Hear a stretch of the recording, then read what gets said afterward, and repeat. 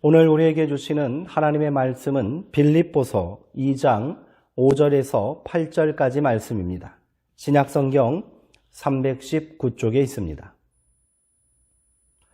이제 제가 하나님의 말씀을 강독하겠습니다. 이것은 하나님의 말씀입니다. 하나님의 말씀에 경청하시기 바랍니다. 너희 안에 이 마음을 품으라. 곧 그리스도 예수의 마음이니 그는 근본 하나님의 본체시나 하나님과 동등됨을 취할 것으로 여기지 아니하시고 오히려 자기를 비워 종의 형체를 가지사 사람들과 같이 되셨고 사람의 모양으로 나타나사 자기를 낮추시고 죽기까지 복종하셨으니 곧 십자가에 죽으심이라. 아멘. 잃어버린 마음을 찾아서라는 제목으로 하나님의 말씀을 함께 나누겠습니다. 우리가 흔히 말하는 마음은 어디에 있는 것일까요?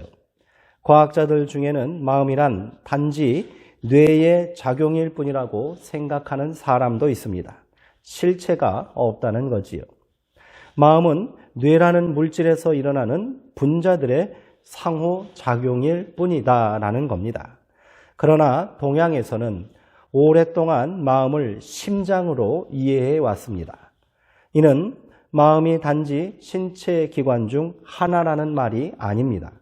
인간의 영혼과 정신이 깃들어 있는 곳이 심장이라는 생각에서 그렇게 표현한 것이지요. 마음은 눈으로 확인할 수 없습니다. 그러나 분명히 실제한다는 사실을 누구도 부정하지 않습니다. 흔히 안타까운 일을 목격했을 때 마음이 아프다라고 말합니다. 상대방에 대한 깊은 공감과 이해를 말할 때 마음이 통했다라고 말하기도 하지요. 어떤 일에 대하여 마음먹기 달렸다라고 하지 않습니까? 그렇다고 이를 단순히 감정이나 경험에서 오는 심리적인 것이라 말할 수는 없는 겁니다. 마음은 인간의 행동과 생각을 움직이는 강력한 힘입니다. 그리고 생명의 에너지입니다. 마음은 인간의 몸을 지배하고 육체를 지배하지요. 이에 관한 재미있는 실험이 있습니다. 미국 예일대학 연구팀은 밀가루를 캡슐에 넣어서 진통제처럼 보이게 만든 뒤 두통을 호소하는 환자들에게 처방했답니다. 그러자 40%의 환자들에게서 두통이 거짓말처럼 사라졌다는 거지요. 그래도 아직 두통을 호소하는 사람들에게는 특별한 진통제라고 말하고 아무 효과도 없는 증류수를 주사해 주었습니다. 그러자 나머지 환자 중에 또 60%에서도 두통이 사라졌다고 합니다. 밀가루와 맹물의 진통 효과가 나타난 겁니다. 마음이 작용했기 때문이지요. 마음이 진통제라고 믿으니 몸에서 진통 효과가 나타난 것입니다. 이런 현상을 플라세보 효과라고 합니다. 플라세보라는 말은 당신을 기쁘게 해드릴게요 라는 의미의 라틴어에서 나온 말이라고 하는군요. 그러면 우리는 어떤 마음을 가져야 기쁨을 고백하고 경험하며 살 수 있을까요? 그저 흔히 하는 말처럼 마음 단단히 먹으면 되는 일입니까? 그렇지는 않을 겁니다. 마음은 강철같이 단단하지 않기 때문입니다. 유리같이 깨어지기 쉬운 것이 마음입니다. 사소한 말 한마디에 상처받는 것이 마음이지요. 아무리 단단히 마음 먹어도 작은 충격에 속절없이 무너지는 것이 우리네 마음 아닙니까? 그래서 우리의 마음은 상처와 고통을 피하려고 필사적으로 몸부림치고 있습니다. 그렇지만 이는 쉬운 일이 아니겠지요. 인간은 스스로를 보호하고 방어하기 위해 속마음을 숨기고 과장하고 거짓된 행동을 보이기도 합니다. 때로는 스스로를 합리화하거나 또 반대로 비하하기도 합니다. 신념을 버리고 불의와 타협하기도 하고요. 실패를 남의 탓으로 넘기기도 하지요. 나보다 약한 사람에게 공격성과 폭력성을 드러내기도 합니다. 그러나 이게 내 본마음이 아닌데 하는 생각에 이내 후회하고 부끄러워하지요. 그렇게 우리 안에 죄책감만 무겁게 쌓이게 됩니다. 이를 해결하지 않으면 마음에 병이 생기는 겁니다. 마음의 문제를 해결하지 않고 다른 곳에서 기쁨을 찾으려 하기에 더 큰 절망과 고통에서 벗어날 수 없는 것 아닐까요? 아무리 좋은 음식을 먹어도 맛을 느낄 수가 없습니다. 돈을 많이 벌고 성공한다면 만족할 줄 알았는데 도무지 기쁘지가 않더라는 겁니다. 쾌락을 쫓고 욕망을 채우는 것으로는 절대로 마음의 병을 치유할 수 없고요. 참된 만족과 기쁨을 누릴 수 없기 때문입니다. 우리가 다시 진지하게 마음을 돌아보고 살펴야 하는 이유가 여기에 있습니다. 오늘 우리 함께 나누는 말씀을 통해 우리가 어떤 마음을 가져야 하는지, 그리고 어떻게 우리의 마음을 회복할 수 있는지 깊이 성찰하는 시간이 되기를 소망합니다. 바울은 빌립보 교회 성도들을 향하여 나의 기쁨을 충만하게 하라라고 2장 4절에서 권면하고 있습니다. 이를 위해 무슨 일이든지 경쟁심이나 자기 자랑으로 하지 말고 오직 겸손한 마음으로 서로를 높여주고 자기 일만 챙기지 말고 다른 사람의 일도 돌보아 주라고 권면하고 있지요. 이것이 어찌 바울의 기쁨만 되겠습니까? 모든 성도가 함께 누리는 참된 기쁨이요 충만한 기쁨인 것이지요. 이 충만한 기쁨을 누리기 위해 바울은 마음을 같이 하라라고 명령하고 있습니다. 빌립보서 2장 1절에서 2절까지 말씀을 제가 새번역 성경으로 읽어드리겠습니다. 여러분 안에 그리스도의 권면이 있고 사랑의 위로와 성령의 교제가 있어 긍휼한 마음과 자비한 심성이 있음을 확인하십니까? 그렇다면 여러분은 마음을 같이 해야 합니다. 같은 사랑을 가지고 뜻을 모아 한 마음을 품어야 합니다. 아멘. 바울은 빌립보서에서 마음을 같이 하라라는 말을 무려 10번이나 반복하고 있습니다. 그만큼 마음을 강조하고 중요하게 생각했기 때문입니다. 바울은 충만한 기쁨을 누리기 위해서는 마음을 바꾸지 않으면 안 된다고 말하고 있는 거지요.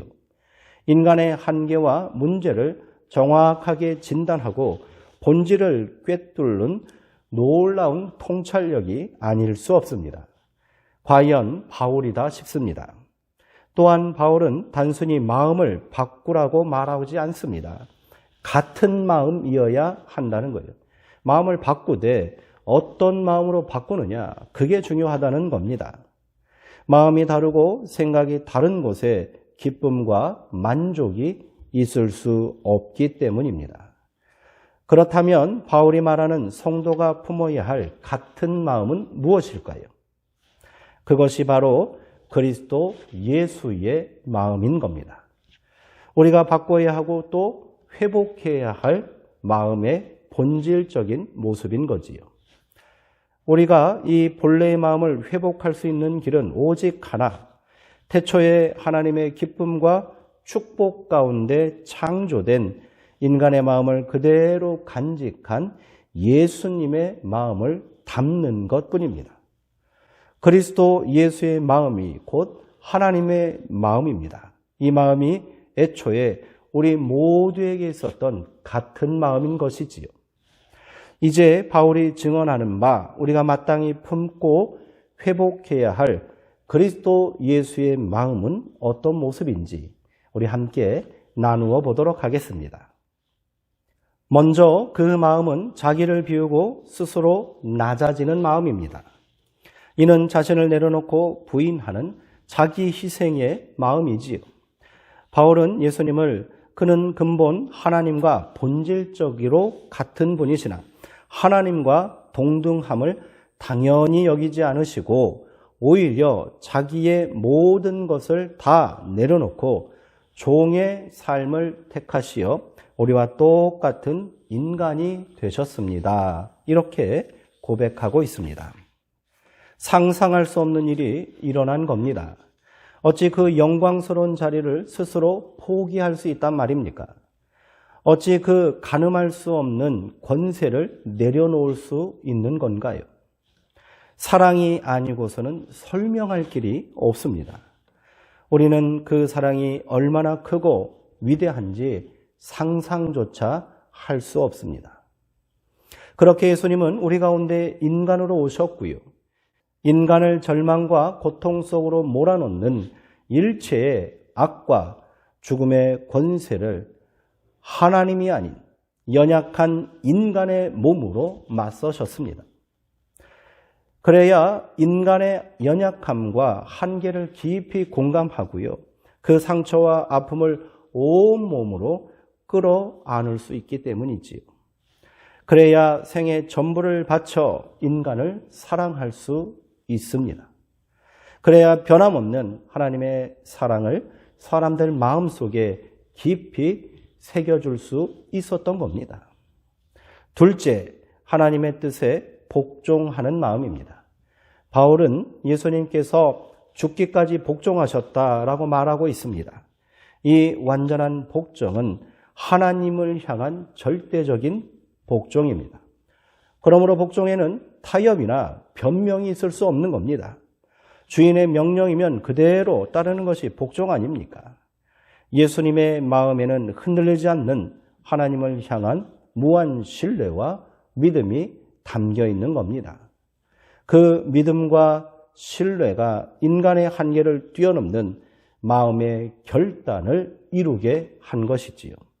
그렇게 예수님의 복종, 하나님을 향한 절대적인 신뢰와 믿음이 그 위대한 십자가 구속의 역사를 이루게 하셨고 우리 가운데 죄와 죽음의 저주를 끊는 생명과 해방의 역사를 열게 하신 겁니다.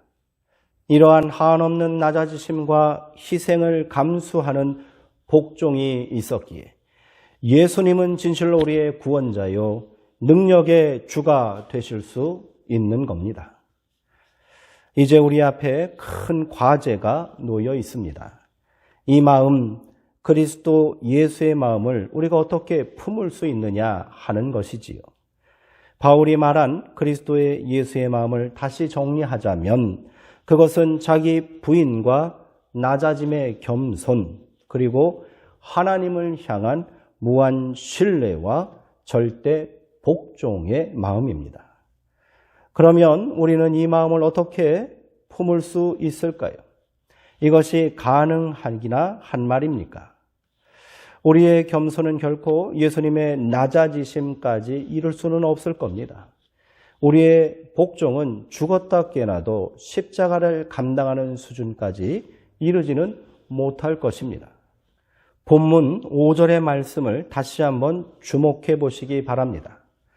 본문을 원어 그대로 직역하면 너희 안에 이 마음을 품으라. 그것은 그리스도 예수 안에 있다. 이런 말이 됩니다.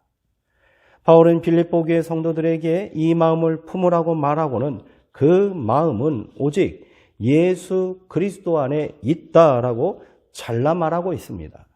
이 마음은 우리가 품는다고 내 것이 될 수 없다는 말이 아니겠습니까? 그렇다면 어찌해야 할까요? 바울의 주장은 결국 마음의 주인을 바꾸라는 말이 될 겁니다. 내 마음을 그대로 두고 예수의 마음을 흉내내는 것이 아니라 마음을 완전히 바꾸는 근본적인 변화가 필요하다는 것이지요.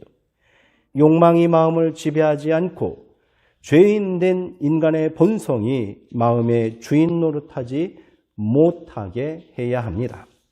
마음은 생각을 움직이고 몸을 지배한다고 말씀드렸습니다. 그러므로 예수님이 우리 생각과 마음을 다스리도록 해야 한다는 거지요. 이를 위해 우리는 예수를 깊이 생각하고 복종하는 삶을 매일매일 몸으로 실천해야 하는 겁니다. 명심하십시오.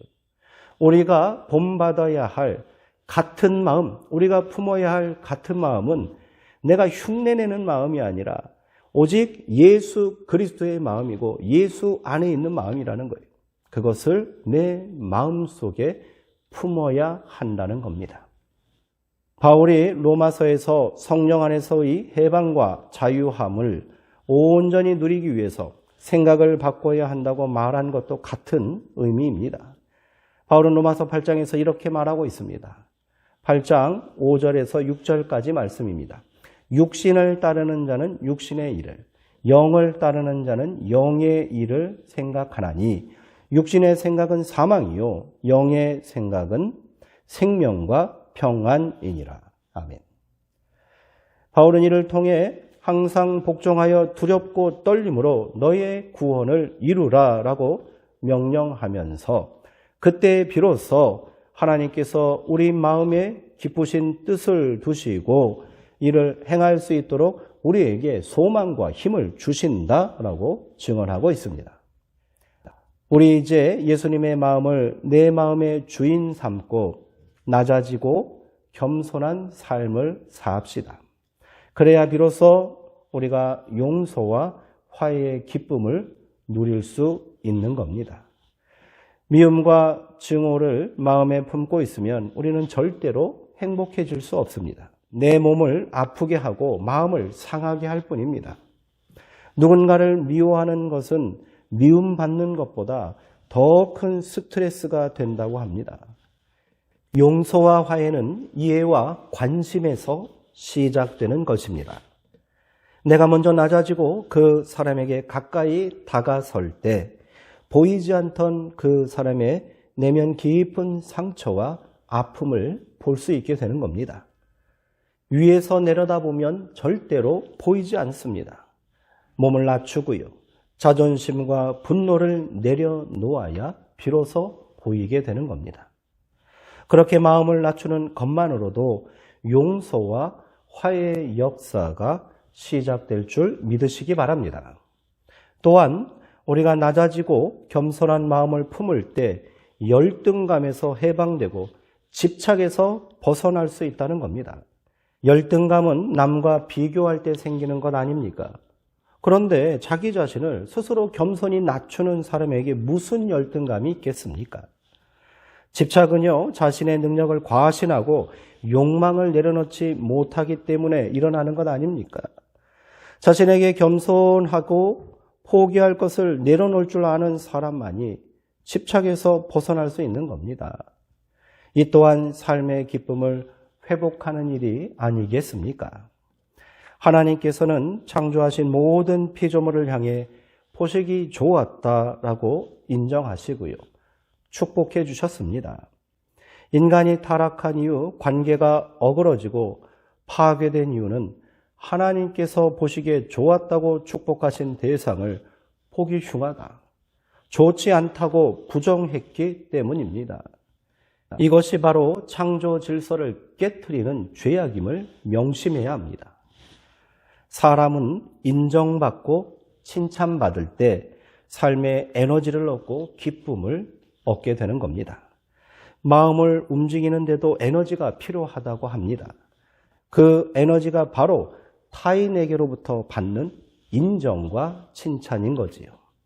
칭찬은 고래도 춤추게 한다라는 말이 있지 않습니까? 상대방을 인정하고 칭찬하는 일에 인색하지 마시기 바랍니다. 타인을 향해 칭찬하고 인정하는 것은 피조물 중에 오직 인간에게만 내리신 하나님의 특별한 명령이라는 사실을 잊지 마시기 바랍니다. 다스리고 정복하라는 명령은 인간의 무자비한 통치와 파괴적인 정복을 의미하지 않습니다. 이는 철저하게 하나님의 다스림과 정복을 말합니다. 사랑과 희생을 통한 다스림이고요. 어둠과 죽음의 세력을 몰아내고 생명의 역사를 이루는 정복입니다.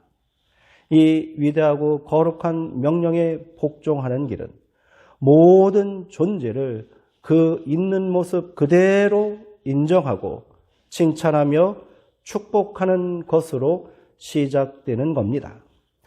인정과 칭찬이 없는 사랑은 거짓입니다. 인정과 칭찬이 없는 섬김은 위선일 뿐입니다. 이 귀한 명령에 복종하심으로 우리 안에 함께 나누는 생명의 기쁨과 감격이 있기를 주님의 이름으로 축복하고 소망합니다.